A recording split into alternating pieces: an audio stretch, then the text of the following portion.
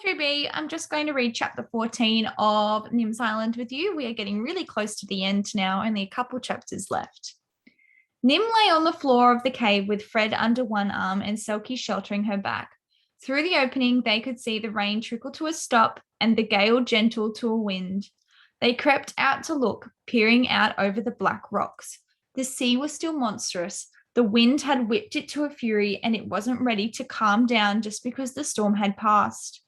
Towering waves crashed onto the shore. Spray foamed white and rainbows fountained into the clearing sky.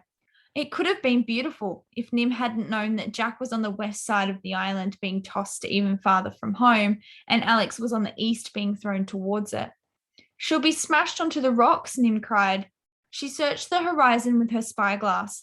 There was no sign of a sail, but there was a speck that could be a boat with someone inside it. Nim was still scared, but there wasn't enough time to think.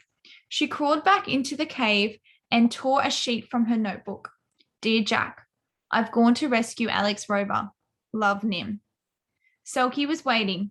Fred was starting to slide down to the sea. Wait, Nim shouted. You can't swim out there by yourself. But Fred wasn't by himself. Chica had heard Nim's whistle a storm while ago and had been resting on the seabed as close as she could get to her friends in the cave. Fred scrambled onto her back and hooked his claws to the edge of her shell, staring out over her head. Nim hugged hard around Selkie's neck and they slid into the water. As it was hard swimming, even for a brave and determined lion of the sea. The waves slammed against them so hard and so high that sometimes they threw Selkie backwards and under the water, which is where sea lions like to swim, but not when they are carrying girls on their backs.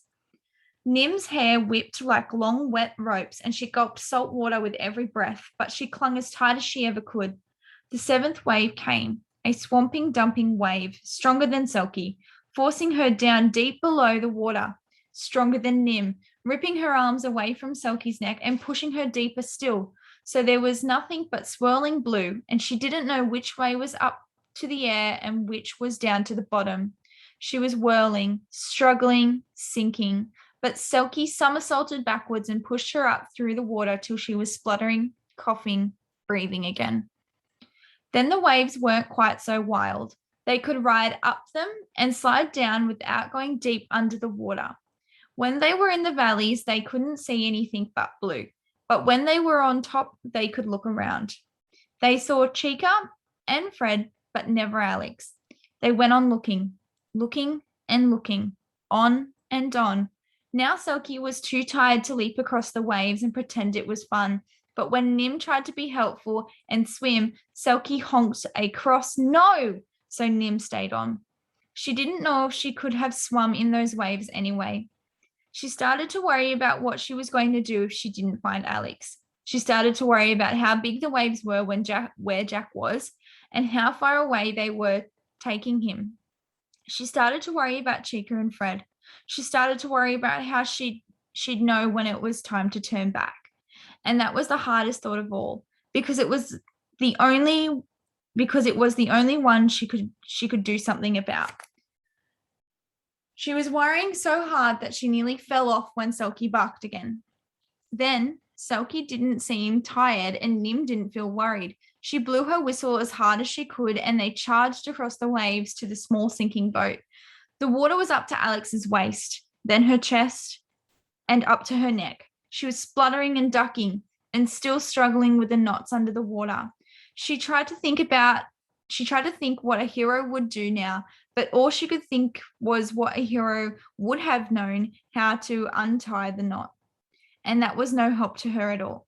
She took a deep breath and wondered if it was the last air she'd taste. A whistle shrilled, and there was the strangest, most wonderful thing she'd ever seen. A wild-haired girl blowing a shell and riding a sea lion across the waves. Near, Alex shouted, and her mouth was underwater too. Nim remembered the scene in Mountain Madness where the hero was snagged by the rope around his waist as he climbed down a cliff. She grabbed her knife from its pouch and Selkie ducked under the water. Nim cut the rope. Alex bobbed straight up to the surface. Nim Russo, I presume? The boat gurgled rudely and sank. They looked at each other and started to giggle, choking with laughter and seawater, and Selkie had to bark twice to remind them that treading water with one arm and holding onto a sea lion with the other in the middle of a stormy ocean is not the time to giggle. But when Alex heard Selkie bark, she said, "So you're not a Saint Bernard, you are a savior." And they laughed a bit more. And then they turned back towards the island. It should have been easier now that they were going the same way as the waves, except that the waves were smashing onto the black rocks and they didn't want to do that.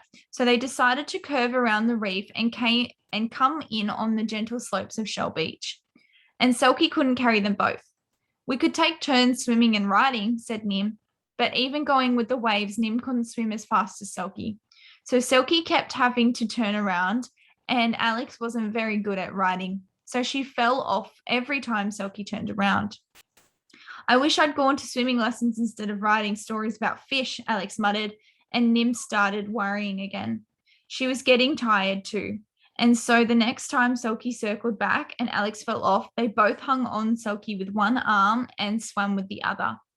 But the island didn't seem to be getting much closer. Suddenly, there was a tickle under Nim's arm and a sweet, spiny head with a grinning dragon face. "Fred," she cried, and Alex, who had never seen anything quite as ugly and wonderful as a marine iguana, said, "I'm sorry, I called you a poodle." Following Fred was something that looked like a big bag with something else behind it, and that something began to look like a smug green turtle. Chica had found one of the coconut rafts. She moved steadily towards them, pushing the raft, disappearing as each wave rolled over her and popping up when it cleared. Nothing ever upset Chica.